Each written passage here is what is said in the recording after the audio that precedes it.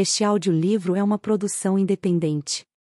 Se você ver valor no nosso trabalho, considere se inscrever no canal e deixar seu like. Para uma melhor experiência, tenha o texto em mãos e coloque seus fones de ouvido. O jantarzinho com comida chinesa entregue em casa é melhor do que aquele jantar elegante que eu nunca consigo realizar.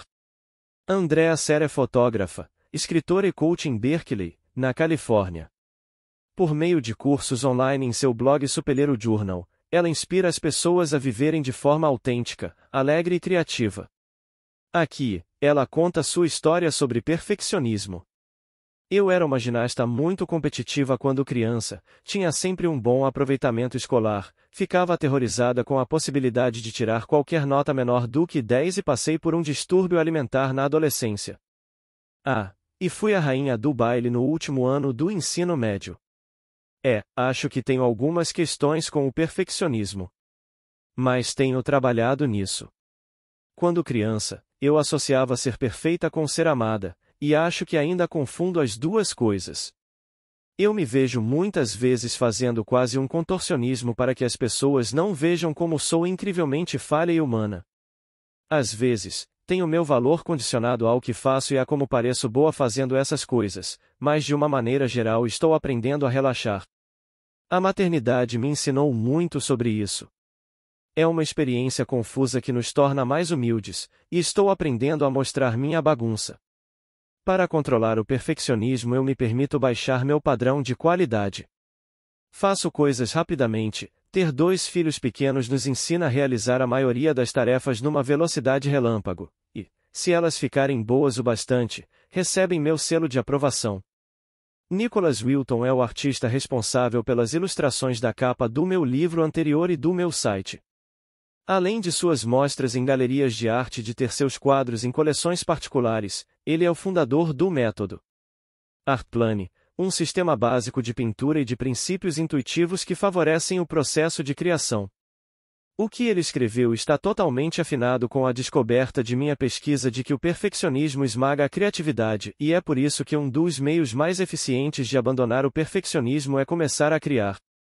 Sempre achei que alguém, há muito tempo atrás, organizou o mundo em setores que fazem sentido, tipos de coisas que podem ser aperfeiçoadas, que se encaixam harmoniosamente em embalagens perfeitas. Mas, depois que esse alguém acabou de organizar tudo de maneira tão perfeita, foi deixando um monte de coisas que não se encaixavam em lugar nenhum, coisas em uma caixa de sapato que tinham que ir para algum lugar. Então, desesperada, essa pessoa levantou seus braços e disse: "E todo o restante das coisas que não podem ser aperfeiçoadas e que parecem não caber em lugar algum terá que ser empilhado nesta última e grande caixa esfarrapada que nós vamos empurrar para trás do sofá. Talvez, mais tarde, possamos voltar e descobrir onde tudo isso poderia se encaixar. Vamos chamar essa grande caixa esfarrapada de arte." Felizmente, o problema nunca foi resolvido, e, com o tempo, a caixa transbordou com cada vez mais arte. Acho que esse dilema existe porque a arte é a categoria que mais lembra um ser humano. Esta é a nossa natureza, e ser imperfeito. Ter sentimentos e emoções não classificáveis. Fazer coisas que necessariamente não precisam fazer sentido. Uma vez que a palavra arte entra na descrição do que você faz, é quase como ter um salvo-conduto para a imperfeição. Arte é tudo aquilo que é perfeitamente imperfeito.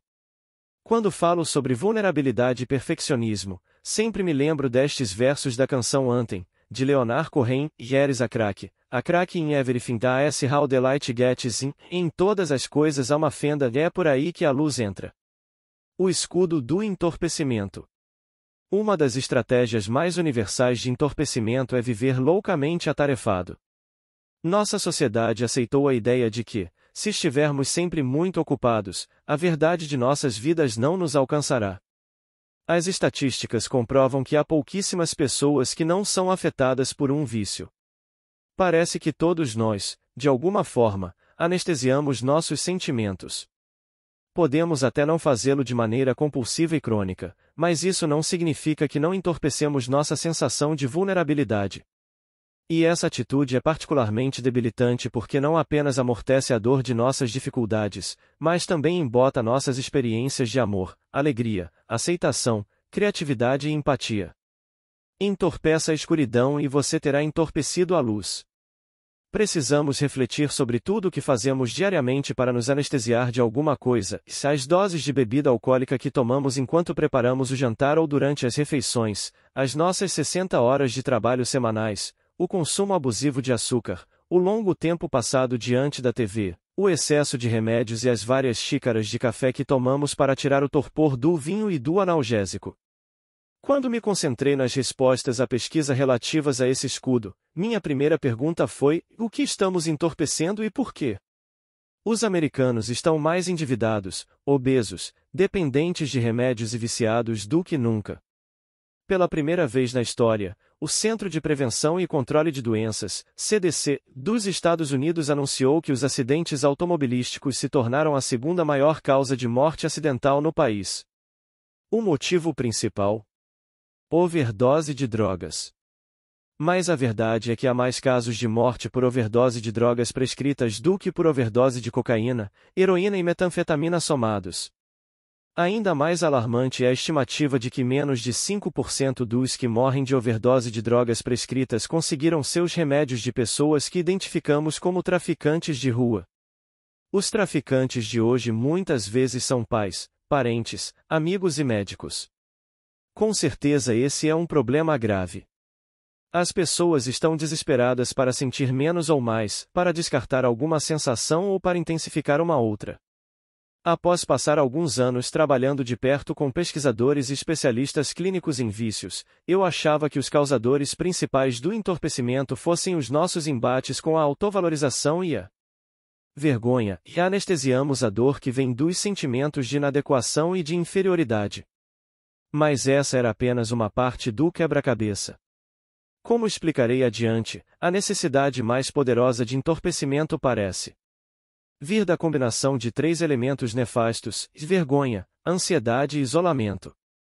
A ansiedade descrita pelos participantes da pesquisa pareceu ser alimentada pela incerteza, pelas exigências esmagadoras e competitivas de nossa época e pelo mal-estar social.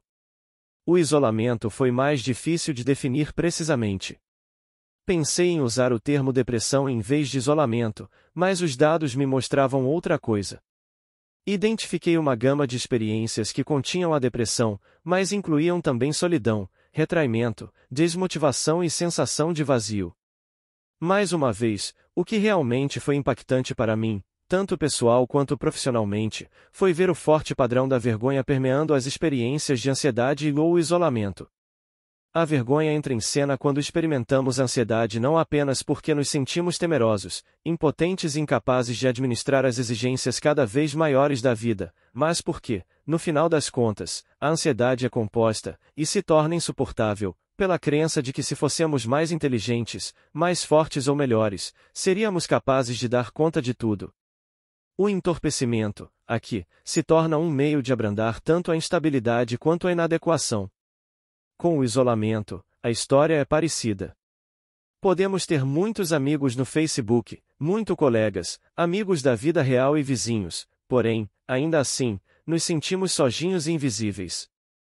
E como fomos programados para estabelecer vínculos, o isolamento sempre provoca sofrimento.